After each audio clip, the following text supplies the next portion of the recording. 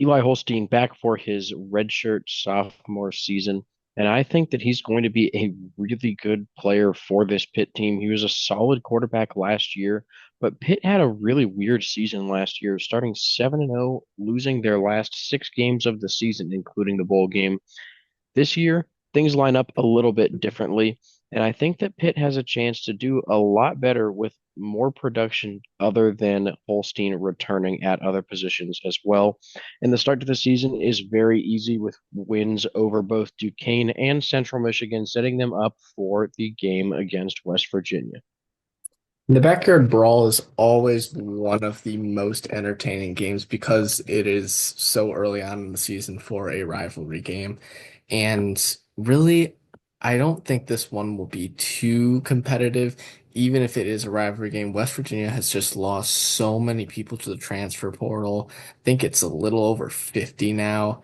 And Pitt, like Jonah was saying, has Eli Holstein back after a very solid season. They have their starting running back in Desmond Reed, along with a lot of their wide receivers. But the key is going to be that defense is returning basically every single starter. A couple people who have moved on, whether it was the transfer portal or to the NFL draft, but they have their linebacker core intact. Their secondary is going to be in the running for the best in the country. I just don't see how West Virginia will be able to compete with them, even if it is at home for the Mountaineers. Pitt will move to 3-0 before their first bye week. And then after that, it's a game against Louisville. And this is going to be a pretty solid Louisville team. They have to replace Tyler Shuff, but doing it with Miller Moss, former quarterback from USC. I think he's going to be a really good player for this Louisville team. Other than that, they have a lot of other guys who are going to make this a really solid team that can compete for an ACC championship. This should be a really good game. And like you can see there, it's a pretty 50-50. We are going to take the home team, though, and get Pitt to 4-0 heading into that Boston College game. Boston College is going to be an interesting team next year. Thomas Castellanos was their starting quarterback for most of last season and had Boston College looking like a decent team before he went down with an injury. And even while he was injured, their backup quarterback was very, very solid and did lead Boston College to a relatively successful season, going 7-6 despite having to deal with all those injuries. But now with Thomas Castellanos at Florida State, it's going to be interesting to see how Bill O'Brien in the second year as the Eagles head coach is going to be able to adapt and retool this team. I don't think he's going to have too much success. There's just so many guys he has to replace and such a competitive and deep ACC conference. I think Pitt, once again, is just the more talented team here and will move to 5-0 before a road trip to Florida State. And I do think this is where Pitt will pick up their first loss of the season. The Seminoles should be much improved over their horrible 2-10 season last year. DJ Uiagalelei is gone, replaced by Thomas Castellanos, one of the quarterbacks who was able to beat Florida State last season as a member of Boston College, the team Pitt played just the week before.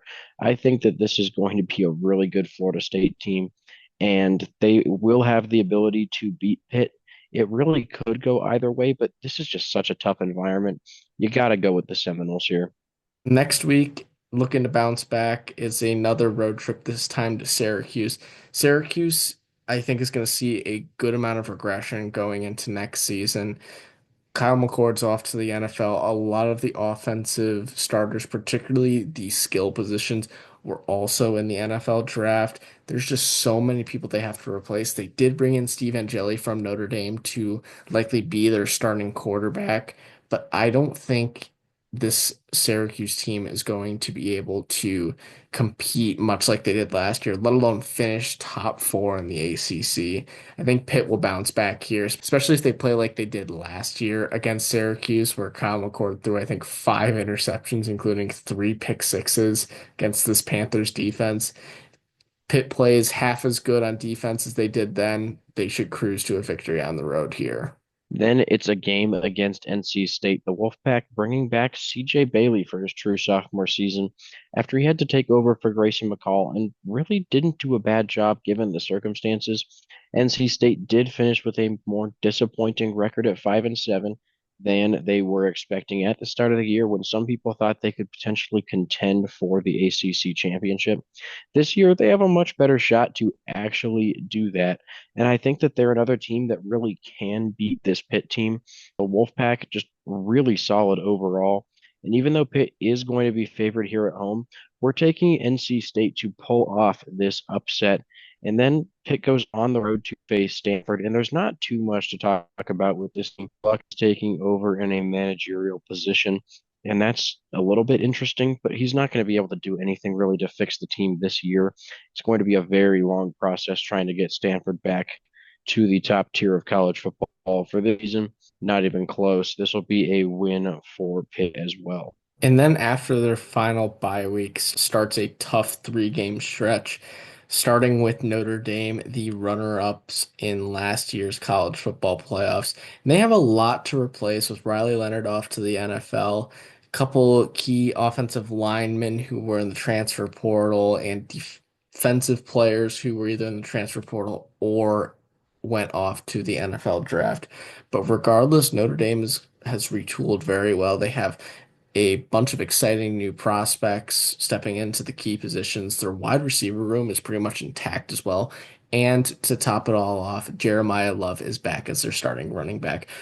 Likely going to be the best running back in the country next year. If not the best, he'll be in the top three for sure.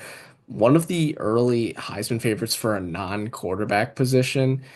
All that being said, even if this is a home game for Pitt, I don't think they'll be able to keep up with this Notre Dame team. They'll drop to 7-3 here before a road trip to Georgia Tech.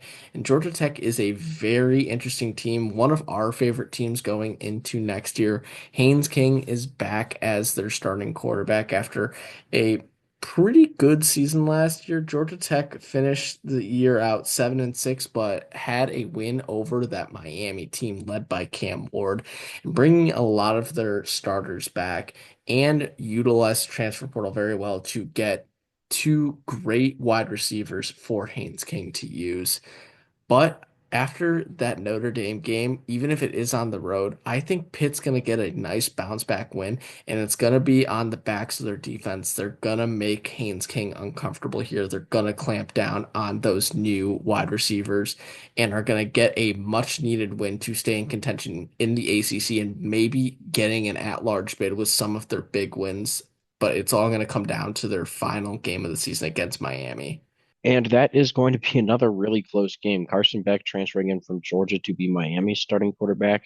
And he's going to be a slight step down from Cam Ward, but the rest of the team is really solid. As we know, Miami has been spending a lot of money on their players in NIL, trying to get a team that can finally make the college football playoffs. They came close last season, and I think they're going to have another chance this year.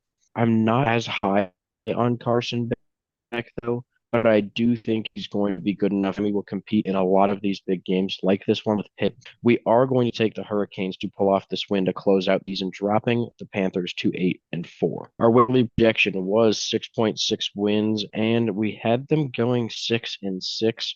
We have raised that projection quite a bit to 7.75 wins, 5.35 and 2.65 in ACC play, and the floor is going to be 6-6. Really, there's not much that can go wrong, I think, to push Pitt below a that really would be the worst case scenario, I think, if just they just barely make a bowl game. The ceiling 10-2. There's a chance that this Pitt team could make the playoffs. The schedule is possible for them to do it, but they're going to have to pull off some big road wins against some of the top teams in the ACC. They have the talent and the depth to pull off those wins. I'm just not quite sure that they're going to be able to get all there, which is why we have them going 8-4.